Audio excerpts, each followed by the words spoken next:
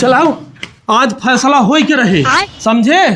पानी सर से ऊपर हो गया बाबा, अब हमसे बर्दाश्त ना होई।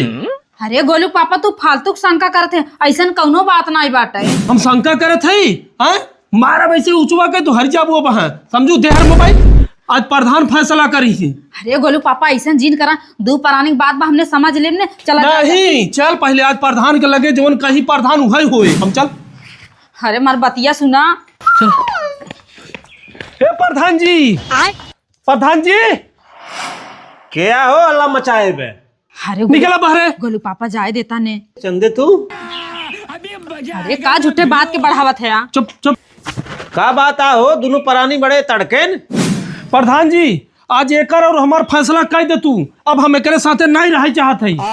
अरे पटीदारी के मामला हो तो कुछ समझ में आवत, हम समझाइत बुझाइत। अब तो हर दोनों प्राणी के मैटर जमन है, का में हम बोली भाई बात तो सही। नहीं प्रधान, पानी सर से ऊपर बहे लगा बहे, अब तू ही फैसला कर।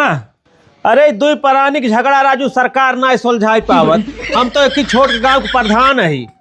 बतावा का मैटर है तो हर तक सुन ले याद फिर। अरे के हम पकड़े हैं चोरी चोरी अपने बॉयफ्रेंड से बात कर रहे थे फोने पे। ये तो भाई गलत होत बा, बहुत गलत होता, अन्याय होता, अन्याय। गोलू पापा घरे चला, वैसे न करबई। नहीं आत या तय रहबे घरे या तो हम रहब। लगा लगा बताओ, नंबर बताओ। ये रे लेकिन एक सेकंड रुका राजू, एक मिनट हमार फोन आवत बा।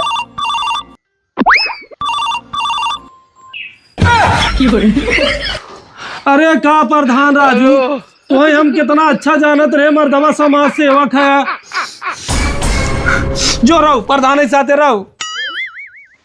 बाग प्रधान।